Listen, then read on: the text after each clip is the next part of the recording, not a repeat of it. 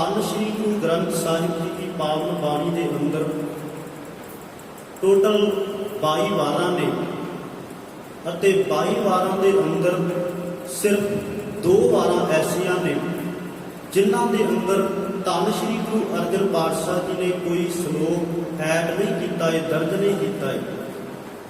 बाकी 20 वारां ਦੇ अंदर जदों ਧੰਨ श्री गुरु अर्जन पातशाह जी ने आदि ग्रंथ बीड़ की संपादना की है तो सारिया 20 वारां दे विच श्लोक नाल दर्ज किए ने। सिर्फ एक वार वो है भाई सत्ता ते बलवंड जी की, जिस वार दे विच कोई श्लोक नहीं है। अते दूजी वार वो है बसंत की वार, जो धन श्री गुरु अर्जन पातशाह जी ने खुद आप उच्चारण की है। उस वार दे विच भी कोई श्लोक नहीं है। इन्हां वारां तो जो वध गए श्लोक सन, फिर उन्हां श्लोकां नूं धन गुरु अर्जन पातशाह जी ने बाणी दे अखीर दे विच दर्ज कर दिता ते उपर हैडिंग लिख दिता, सिरलेख लिख दिता, श्लोक वारां ते वधीक, भाव जो वारां तो वधे हुए श्लोक ने। अते उन्हां ही श्लोकां दी लड़ी दे विच धन श्री गुरु नानक पातशाह जी दे श्लोक पहलां आउंदे ने, फिर तीजे पातशाह धन श्री गुरु अमरदास जी के श्लोक ने, उस तो बाद चौथे पातशाह जी, फिर पंजवें पातशाह जी के श्लोक आउंदे ने अखीर ते, फिर नौवें पातशाह जी के श्लोक आपां पढ़दे हां, जिन्हां नूं आपां भोग दे श्लोक कह के भी जानते हैं। हुण सब तो अखीर ते नौवें पातशाह जी के श्लोक दर्ज ने, जिन्हां दी गिनती है 57। 57 ਜਿਹੜੇ श्लोक ने ਧੰਨ ਗੁਰੂ ਤੇਗ ਬਹਾਦਰ ਪਾਤਸ਼ਾਹ जी ਦੇ ਉਚਾਰਨ ਕੀਤੇ ਹੋਏ ਨੇ। ਅਤੇ ਉਹਨਾਂ ਹੀ ਸ਼ਲੋਕਾਂ ਦੇ ਵਿੱਚ ਬਾਅਦ ਵਿੱਚ ਦੋਹਰਾ ਲਫ਼ਜ਼ ਵੀ ਪਾਤਸ਼ਾਹ ਜੀ ਵਰਤਦੇ ਨੇ। ਹੁਣ ਦੋਹਰੇ ਅਤੇ ਸ਼ਲੋਕ ਦੇ ਵਿੱਚ ਕੋਈ ਜ਼ਿਆਦਾ ਅੰਤਰ ਨਹੀਂ ਹੈ। ਬਹੁਤਾਤ ਵਿੱਚ ਜਿਹੜੇ ਸ਼ਲੋਕ ਨੇ ਉਹ ਵੀ 2 ਪੰਕਤੀਆਂ ਦੇ ਨੇ, ਅਤੇ ਦੋਹਰੇ ਦਾ ਅਰਥ ਹੀ ਇਹ ਹੈ ਕਿ ਸਿਰਫ 2 ਪੰਕਤੀਆਂ ਦੀ ਇਹ ਰਚਨਾ ਹੈ।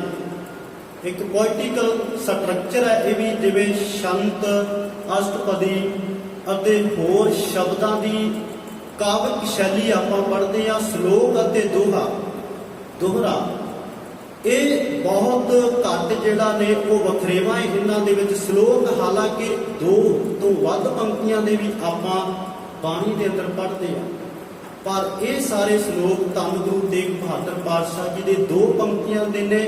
दोहां पंक्तियां दे विच छोटे छोटे श्लोकां दे अंदर धन गुरु तेग बहादुर पातशाह जी ने सानू बहुत वड्डा मैसेज सुनेहा बख्शिश किया है। अज दे पावन श्लोकां दे अंदर पहले श्लोक दे अंदर आपां धन गुरु तेग बहादुर पातशाह जी दे पावन बोल सरवण कीते ने। गुण गोबिंद गायो नहीं जन्म अकारथ कीन। ਹੁਣ ਇਹ बहुत ਵੱਡਾ ਸੁਨੇਹਾ ਹੈ ਸਾਡੇ ਲਈ। ਧੰਨ ਗੁਰੂ ਤੇਗ ਬਹਾਦਰ ਪਾਤਸ਼ਾਹ ਜੀ ਨੇ ਗੱਲ ਕੀਤੀ ਹੈ, ਗੁਣ ਗੋਬਿੰਦ ਗਾਇਓ ਨਹੀਂ ਜਨਮ ਅਕਾਰਤ ਕੀਨ। ਅਸੀਂ ਇਸ ਗੱਲ ਨੂੰ ਸਮਝਣਾ ਹੈ, ਗੁਣਾਂ ਨੂੰ ਗਾਉਣਾ ਅਸਲ ਦੇ ਵਿੱਚ ਹੈ ਕੀ ਹੈ।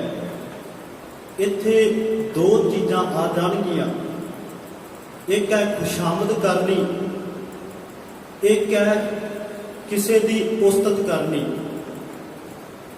ਹੁਣ ਇਹਨਾਂ ਦੋਹਾਂ ਲਫ਼ਜ਼ਾਂ ਦੇ ਵਿੱਚ ਫਰਕ ਹੈ। ਜੇ ਸਮਝਣਾ ਹੋਵੇ, ਇੱਕ ਆਪਾਂ ਕਹਿੰਦੇ ਆ ਫਲੈਟਰ ਕਰਨਾ ਅਤੇ ਦੂਜਾ ਲਫ਼ਜ਼ ਵਰਤਦੇ ਆ ਐਪਰੀਸ਼ੀਏਟ ਕਰਨਾ। ਦੋਹਾਂ ਦੇ ਵਿੱਚ ਫਰਕ ਹੈ। ਖੁਸ਼ਾਮਦ ਆਪਾਂ ਕਰਦੇ ਆ ਆਪਣੇ ਸਵਾਰਥ ਦੇ ਲਈ, ਆਪਣੀ ਲੋੜ ਦੇ ਲਈ, ਆਪਣੇ ਲਾਲਚ ਦੇ ਲਈ।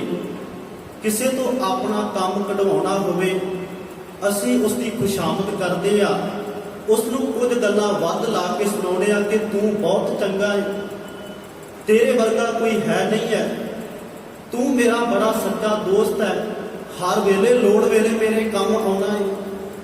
ਆਪਣਾ ਕੰਮ ਕਢਵਾਉਣਾ ਹੋਵੇ, ਇਸ ਤਰ੍ਹਾਂ ਦੀਆਂ ਗੱਲਾਂ ਆਪਾਂ ਕਰਦੇ ਆ। ਖੁਸ਼ਾਮਦ ਆਪਾਂ ਕਰਦੇ ਆ ਬਹੁਤ ਵਾਰ ਜ਼ਿੰਦਗੀ ਦੇ ਅੰਦਰ, ਪਰ ਉੱਥੇ ਗੁਣ ਗਾਉਣ ਦੀ ਗੱਲ ਨੂੰ ਜਾਂ ਇਸ ਗੱਲ ਨੂੰ ਆਪਾਂ ਐਡ ਨਹੀਂ ਕਰ ਸਕਦੇ ਕਿ ਅਸੀਂ ਗੁਣ ਗਾ ਰਹੇ ਹਾਂ। ਹੁਣ ਇੱਥੇ ਗੁਣ ਕਿਸ ਤੇ ਗਾਉਣੇ ਨੇ ਸਾਨੂੰ ਸਮਝ ਆ ਜਾਵੇ।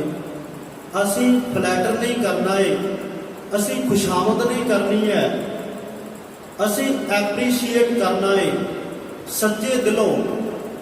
ਖੁਸ਼ਾਮਦ ਜਿਹੜੀ ਹੁੰਦੀ ਹੈ ਉਹ ਉੱਪਰੋਂ ਉੱਪਰੋਂ ਹੁੰਦੀ ਹੈ, ਉਹ ਜ਼ਬਾਨੀ ਹੁੰਦੀ ਹੈ, ਸ਼ਬਦਾਂ ਦੇ ਰਾਹੀਂ ਸਿਰਫ ਹੁੰਦੀ ਹੈ, ਅੰਦਰ ਸਾਡੇ ਉਹ ਭਾਵਨਾ ਨਹੀਂ ਹੁੰਦੀ ਹੈ।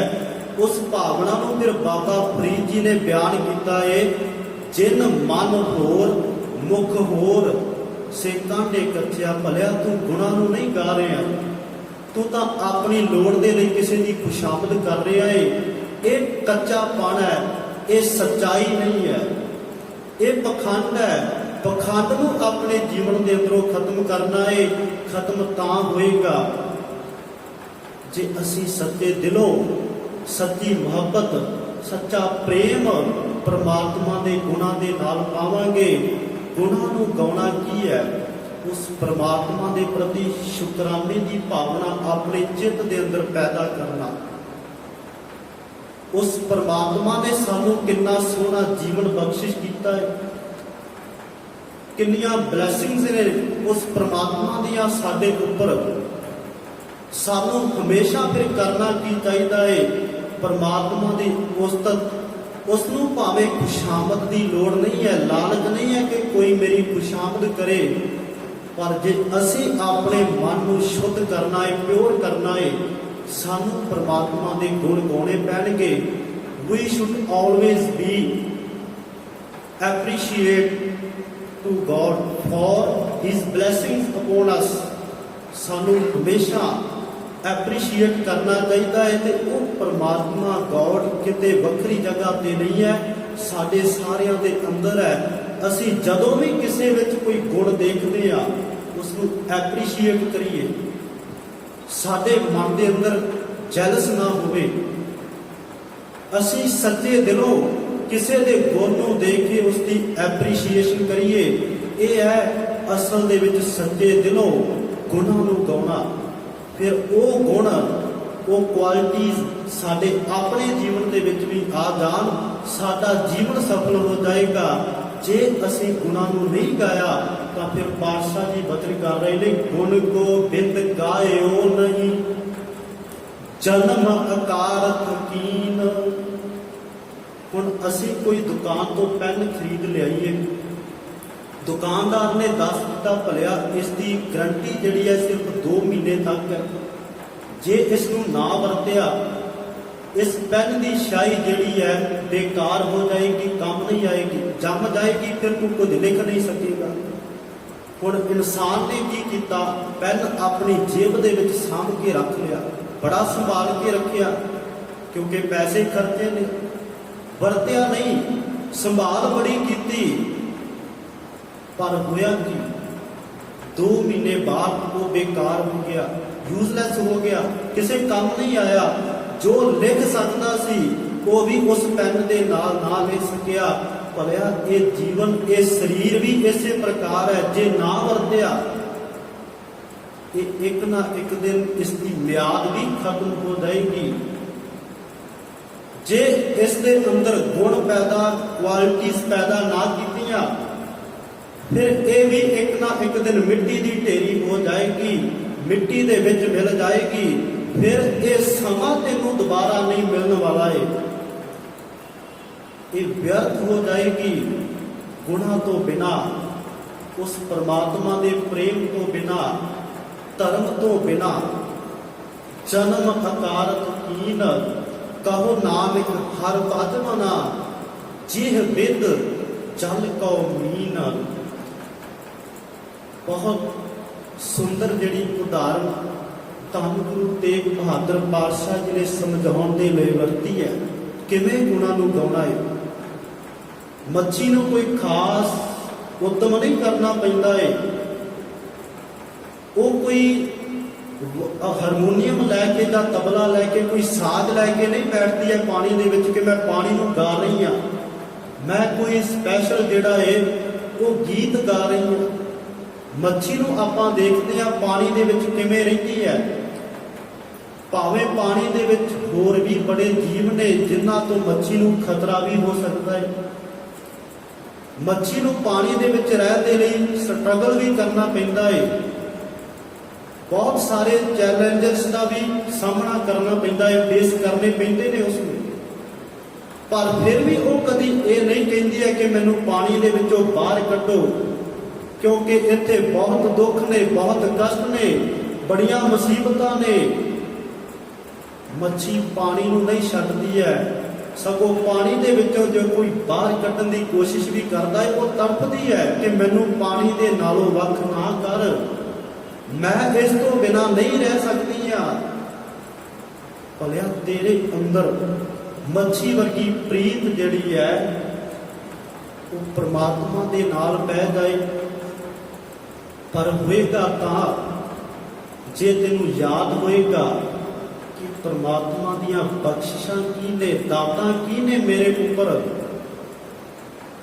ਜੇ ਤੇਰੇ ਅੰਦਰ ਸ਼ੁਕਰਾਨੇ ਦੀ ਭਾਵਨਾ ਪੈਦਾ ਹੋਏਗੀ, ਉਸ ਦਾਤੇ ਦੀਆਂ ਦਾਤਾਂ ਨੂੰ ਯਾਦ ਕਰ। ਕਿਸੇ ਇੱਕ ਚੀਜ਼ ਦੇ ਬਦਲੇ ਤੂੰ ਉਲਾਮੇ ਬਹੁਤ ਦਿੰਦਾ ਹੈ, ਕੰਪਲੇਂਟਸ ਬਹੁਤ ਨੇ ਮਨ ਦੇ ਅੰਦਰ, ਪਰ ਗ੍ਰੈਟੀਟਿਊਡ ਨਹੀਂ ਹੈ, ਸ਼ੁਕਰਾਨਾ ਨਹੀਂ ਹੈ। ਫਿਰ ਧੰਨ ਗੁਰੂ ਅਰਜਨ ਪਾਤਸ਼ਾਹ ਜੀ ਮਨ ਦੀ ਇਸ ਹਾਲਤ ਨੂੰ ਬਿਆਨ ਕਰਦੇ ਨੇ। ਸੁਖਮਨੀ ਸਾਹਿਬ ਦੀ ਬਾਣੀ ਆਪਾਂ ਸਾਰੇ ਪੜ੍ਹਦੇ ਆ, ਕੀ ਬੋਲ ਉਚਾਰਨ ਕਰਦੇ ਨੇ ਧੰਨ ਗੁਰੂ ਅਰਜਨ ਪਾਤਸ਼ਾਹ ਜੀ। 10 ਵਸਤੂ ਲੈ ਪਾਛੈ ਪਾਵੈ। ਤੈਨੂੰ ਪਰਮਾਤਮਾ ਨੇ ਇੰਨੀਆਂ ਸੁੰਦਰ ਅੱਖਾਂ ਦਿੱਤੀਆਂ ਨੇ, ਵੇਖ ਰਿਹਾ ਹੈ ਸਾਰਾ ਕੁਝ, ਉਸ ਦਾ ਸ਼ੁਕਰਾਨਾ ਤੂੰ ਕਦੇ ਨਹੀਂ ਕੀਤਾ। ਤੈਨੂੰ ਕੰਨ ਦਿੱਤੇ ਨੇ, ਕਿੰਨਾ ਕੁਝ ਸੁਣ ਰਿਹਾ ਹੈ ਆਪਣੇ ਕੰਨਾਂ ਦੇ ਰਾਹੀਂ, ਕਦੀ ਸ਼ੁਕਰਾਨਾ ਕੀਤਾ ਹੈ ਪਰਮਾਤਮਾ ਦਾ ਇਹਨਾਂ ਕੰਨਾਂ ਦੇ ਲਈ। ਜੀਭ ਦੇ ਨਾਲ ਕਈ ਕੁਝ ਪਦਾਰਥ ਮਿੱਠੇ, ਖੱਟੇ, ਨਮਕੀਨ ਤੂੰ ਹਰ ਰੋਜ਼ ਖਾਂਦਾ ਹੈ। ਜੀਭ ਦੇ ਨਾਲ ਕਈ ਤਰ੍ਹਾਂ ਦੇ ਬੋਲ ਤੂੰ ਬੋਲਦਾ ਹੈ, ਕਦੀ ਸ਼ੁਕਰਾਨਾ ਕੀਤਾ ਹੈ ਪਰਮਾਤਮਾ ਦੀ ਇਸ ਬਖਸ਼ਿਸ਼ ਦੇ ਲਈ। ਆਪਣੇ ਮਨਾਂ ਦੇ ਅੰਦਰ ਝਾਤੀ ਮਾਰੀਏ, ਅਸੀਂ ਇੱਕ ਚੀਜ਼ ਦੀ ਵਿਚਾਰ ਵੀ ਕਰੀਏ ਤਾਂ ਉਸ ਪਰਮਾਤਮਾ ਦੇ ਪ੍ਰਤੀ ਸੱਚੇ ਦਿਲੋਂ ਸ਼ੁਕਰਾਨੇ ਦੀ ਭਾਵਨਾ ਸਾਡੇ ਅੰਦਰ ਪੈਦਾ ਹੋ ਜਾਏ। ਜਿਵੇਂ ਮੱਛੀ ਪਾਣੀ ਦੇ ਵਿੱਚ ਰਹਿੰਦੀ ਹੈ, ਪਾਣੀ ਤੋਂ ਬਾਹਰ ਨਿਕਲ ਕੇ ਤੜਪਦੀ ਹੈ, ਭਲਿਆ ਤੇਰੇ ਅੰਦਰ ਵੀ ਸੱਚੀ ਪ੍ਰੀਤ ਪਰਮਾਤਮਾ ਦੇ ਪ੍ਰਤੀ ਇਸ ਤਰ੍ਹਾਂ ਪੈਦਾ ਹੋ ਜਾਏ। ਕਹੋ ਨਾਨਕ ਹਰ ਭਜ ਮਨਾ, ਜਿਹ ਬਿਦ ਜਲ ਕਉ ਮੀਨ, ਵਿਖਿਆਨ ਸਿਉ ਕਾਹੇ ਰਚਿਓ, ਨਿਮਖ ਨਾ ਹੋਏ ਉਦਾਸ। ਕਹੋ ਨਾਨਕ ਹਰ ਭਜ ਮਨਾ, ਭਜ ਹਰ ਮਨਾ, ਪਰੈ ਨਾ ਜਮ ਕੀ ਭਾਸ। ਵਿਖਿਆਨ ਸਾਡੇ ਅੰਦਰ ਦਾ ਜੋ ਕਰਪਟ ਮਾਈਂਡ ਹੈ, ਕਰਪਸ਼ਨ, ਸਾਡੇ ਮਨ ਦੀਆਂ ਵੀਕਨੈਸਸ, ਹੋਰ ਜਿਹੜੀਆਂ ਬੈਡ ਹੈਬਿਟਸ ਨੇ, ਜਿਨ੍ਹਾਂ ਦੇ ਨਾਲ ਸਾਡਾ ਆਪਣਾ ਘਰ ਮਨ ਭਰਿਆ ਹੋਇਆ ਹੈ। ਮਨ ਦੀ ਉਹ ਵਿਖਿਆ, ਮਨ ਦੀ ਜ਼ਹਿਰ ਜਲਸ ਰੂਪ ਦੇ ਵਿੱਚ, ਨਫ਼ਰਤ ਦੇ ਰੂਪ ਦੇ ਵਿੱਚ ਸਾਡੇ ਅੰਦਰ ਬੈਠੀ ਹੋਈ ਹੈ। ਆਪਣੇ ਮਨਾਂ ਦੇ ਅੰਦਰ ਝਾਤੀ ਮਾਰੀਏ। ਗੁਰੂ ਪਾਤਸ਼ਾਹ ਦੀ ਇਹਨਾਂ ਪਾਵਨ ਸ਼ਲੋਕਾਂ ਦੇ ਅੰਦਰ ਤਕਰੀਬਨ 20 ਵਾਰ ਆਪਣੇ ਮਨ ਨੂੰ ਆਵਾਜ਼ ਮਾਰਦੇ ਨੇ। ਕਹੋ ਨਾਨਕ ਸੁਣ ਰੇ ਮਨਾ, ਧਿਆਨ ਦੇ ਨਾਲ ਇਹਨਾਂ ਸ਼ਲੋਕਾਂ ਨੂੰ ਪੜ੍ਹਨਾ। 20 ਵਾਰ ਸਿਰਫ ਮਨ ਨੂੰ ਆਵਾਜ਼ ਮਾਰੀ ਹੈ ਤਾਂ ਕਿ ਸਾਡਾ ਆਪਣਾ ਧਿਆਨ ਸਾਡੇ ਮਨ ਵੱਲ ਚਲਾ ਜਾਏ। ਭਲਿਆ ਆਪਣੇ ਮਨ ਦੇ ਅੰਦਰ ਝਾਤੀ ਮਾਰ, ਕਦੇ ਇਹਨਾਂ ਭੈੜੀਆਂ ਆਦਤਾਂ ਤੋਂ, ਭੈੜੇ ਵਿਚਾਰਾਂ ਤੋਂ ਤੂੰ ਆਪਣੇ ਮਨ ਨੂੰ ਕਦੇ ਸੈਪਰੇਟ ਕੀਤਾ ਵੀ ਹੈ ਜਾਂ ਨਹੀਂ, ਅਲੱਗ ਕੀਤਾ ਵੀ ਹੈ ਜਾਂ ਨਹੀਂ। ਇਹਨਾਂ ਅੰਦਰ ਦੀਆਂ ਵੀਕਨੈਸਸ ਜੋ ਨੇ, ਬੈਡ ਹੈਬਿਟਸ ਨੇ, ਅੰਦਰ ਦੀਆਂ ਭੈੜੀਆਂ ਆਦਤਾਂ ਨੇ, ਮਨ ਨੂੰ ਉਹਨਾਂ ਤੋਂ ਅਲੱਗ ਕਰਨਾ ਹੈ ਗੁਰੂ ਦੇ ਸ਼ਬਦ ਦੇ ਜ਼ਰੀਏ। ਫਿਰ ਹੋਏਗਾ ਕਿ ਪਾਤਸ਼ਾਹ ਜੀ ਬਚਨ ਕਰ ਰਹੇ ਨੇ, ਤੇਰੇ ਜੀਵਨ ਦੇ ਅੰਦਰ ਫਿਰ ਹੀ ਸੁਖ ਆਨੰਦ ਪੈਦਾ ਹੋਏਗਾ, ਸਹਿਜ ਫਿਰ ਪੈਦਾ ਹੋਏਗਾ। ਵਿਖਿਆਨ ਸਿਉ ਕਾਹੇ ਰਚਿਓ, ਨਿਮਖ ਨਾ ਹੋਏ ਉਦਾਸ, ਕਹੋ ਨਾਨਕ ਭਜ ਹਰ ਮਨਾ, ਪਰੈ ਨਾ ਜਮ ਕੀ ਫਾਸ। ਜਮ ਦੀ ਫਾਹੀ ਕੀ ਹੈ? ਆਪਾਂ ਕਦੀ ਸਮਝਣ ਦੀ ਕੋਸ਼ਿਸ਼ ਕੀਤੀ ਹੈ? ਕਹਾਣੀਆਂ ਬੜੀਆਂ ਸੁਣੀਆਂ ਨੇ ਕਿ ਮਰਨ ਤੋਂ ਬਾਅਦ ਇਨਸਾਨ ਜਮ ਲੋਕ ਦੇ ਵਿੱਚ ਜਾਂਦਾ ਹੈ, ਜਿੱਥੇ ਜਮ ਬੜੀਆਂ ਸਜ਼ਾਵਾਂ ਦਿੰਦੇ ਨੇ। ਪਰ ਗੁਰੂ ਪਾਤਸ਼ਾਹ ਜੀ ਨੇ ਇਹਨਾਂ ਕਹਾਣੀਆਂ ਨੂੰ ਰੱਦ ਕੀਤਾ ਹੈ। ਇਹ ਬਚਨ ਬਾਣੀ ਦੇ ਅੰਦਰ ਉਚਾਰਨ ਕੀਤੇ ਨੇ। ਇੱਕ ਦੱਜ ਹੈ, ਇੱਕ ਦੱਬੀਆਂ ਹੈ, ਇੱਕ ਨਾ ਕੁੱਤੇ ਖਾਹੇ, ਇੱਕ ਪਾਣੀ ਵਿੱਚ ਕੁਸੱਟੀਆਂ ਹੈ, ਇੱਕ ਪੀ ਫਿਰ ਹੱਸਣ ਪਾਹੇ, ਨਾਨਕ ਇਹ ਨਾ ਜਾਪਈ ਕਿੱਥੇ ਜਾਏ ਸਮਾਹੀ। ਸਰੀਰ ਨੂੰ ਕਿਸੇ ਨੇ ਸਾੜ ਦਿੱਤਾ, ਕਿਸੇ ਨੇ ਦਫਨਾ ਦਿੱਤਾ, ਕਿਸੇ ਨੇ ਖੂਹਾਂ ਵਿੱਚ ਖੁੱਲੇ ਮੈਦਾਨਾਂ ਵਿੱਚ ਰੱਖ ਦਿੱਤਾ, ਕਿਸੇ ਨੇ ਮਰੇ ਹੋਏ ਮ੍ਰਿਤਕ ਸਰੀਰ ਨੂੰ, ਲਾਸ਼ ਨੂੰ ਪਾਣੀ ਦੇ ਵਿੱਚ ਵਹਾ ਦਿੱਤਾ। ਇਹ ਤਾਂ ਵੱਖੋ ਵੱਖ ਤਰੀਕੇ ਨੇ ਲੋਕਾਂ ਦੁਆਰਾ ਬਣਾਏ ਹੋਏ, ਪਰ ਅੰਦਰ ਦੀ ਜੋ ਜੋਤ ਹੈ, ਜੋ ਰੂਹ ਹੈ, ਆਤਮਾ ਜਿਸ ਨੂੰ ਆਪਾਂ ਕਹਿੰਦੇ ਆ, ਉਸ ਬਾਰੇ ਕਿਸੇ ਨੂੰ ਕੋਈ ਪਤਾ ਨਹੀਂ ਹੈ ਕਿ ਉਹ ਕਿੱਥੇ ਜਾਂਦੀ ਹੈ। ਨਾਨਕ ਇਹ ਨਾ ਜਾਪਈ ਕਿੱਥੇ ਜਾਏ ਸਮਾਹੀ। ਕਹਾਣੀਆਂ ਜ਼ਰੂਰ ਬਣਾਈਆਂ ਨੇ, ਕੋਈ ਕਹਿੰਦਾ ਹੈ ਸਵਰਗ ਵਿੱਚ ਇਹ ਰੂਹ ਚਲੀ ਜਾਂਦੀ ਹੈ, ਕੋਈ ਕਹਿੰਦਾ ਹੈ ਨਰਕ ਵਿੱਚ ਚਲੀ ਜਾਂਦੀ ਹੈ, ਪਰ ਐਕਚੁਅਲ ਦੇ ਵਿੱਚ nobody knows what will happen after death। ਸੋ ਮਰਨ ਤੋਂ ਬਾਅਦ ਕੀ ਹੋਣਾ ਹੈ ਇਨਸਾਨ ਦੇ ਨਾਲ, ਅਸਲ ਦੇ ਵਿੱਚ ਇਹ ਕੋਈ ਨਹੀਂ ਜਾਣਦਾ ਹੈ। ਭਲਿਆ ਤੂੰ ਆਪਣੀ ਪ੍ਰੈਜ਼ੈਂਟ ਲਾਈਫ ਤੇ ਕਨਸੈਂਟਰੇਟ ਕਰਨਾ ਹੈ।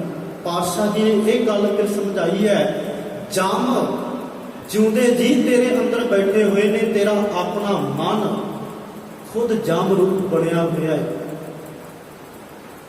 ਮਨ ਜਮ ਰੂਪ ਬਣਦਾ ਹੈ ਜਦੋਂ ਇਹ ਕਿਸੇ ਦੇ ਨਾਲ ਗੁੱਸੇ ਹੁੰਦਾ ਹੈ, ਕ੍ਰੋਧ ਦੇ ਨਾਲ ਕਿਸੇ ਨੂੰ ਬੁਰਾ ਬੋਲਦਾ ਹੈ।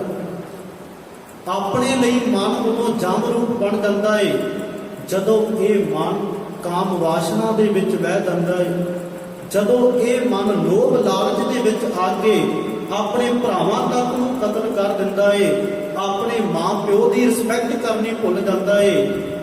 ਇਹ ਮਨ ਉਦੋਂ ਜਮ ਰੂਪ ਬਣ ਜਾਂਦਾ ਹੈ। ਭਲਿਆ ਜਮ ਕਿਤੇ ਬਾਹਰ ਨਹੀਂ ਹੈ, ਤੂੰ ਖੁਦ ਜਮ ਰੂਪ ਬਣ ਜਾਂਦਾ ਹੈ। ਜਮਾਂ ਦੀ ਫਾਹੀ ਦੇ ਵਿੱਚ ਜਿਉਂਦੇ ਜੀ ਫਸ ਜਾਂਦਾ ਹੈ। ਜਦੋਂ ਤੇਰਾ ਆਪਣੇ ਆਪ ਤੇ ਕੰਟਰੋਲ ਨਹੀਂ ਰਹਿੰਦਾ ਹੈ, ਮਨ ਕਾਬੂ ਤੋਂ ਬਾਹਰ ਹੋ ਜਾਂਦਾ ਹੈ।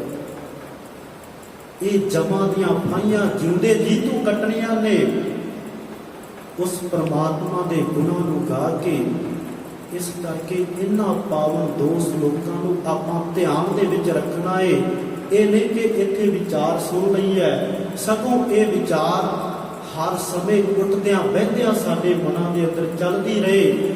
ਗੁਣ ਗੋਬਿੰਦ ਗਾਇਓ ਨਹੀਂ, ਜਨਮ ਅਕਾਰਥ ਕੀਨ, ਕਹੋ ਨਾਨਕ ਹਰ ਭਜ ਮਨਾ, ਜਿਹ ਬਿਦ ਜਲ ਕਉ ਮੀਨ, ਵੇਖਿਆ ਨਸਿਓ ਕਾਹੇ ਰਚਿਓ, ਨਿਮਖ ਨਾ ਹੋਏ ਉਦਾਸ, ਕਹੋ ਨਾਨਕ ਭਜ ਹਰ ਮਨਾ, ਪਰੈ ਨਾ ਜਮ ਕੀ ਫਾਸ।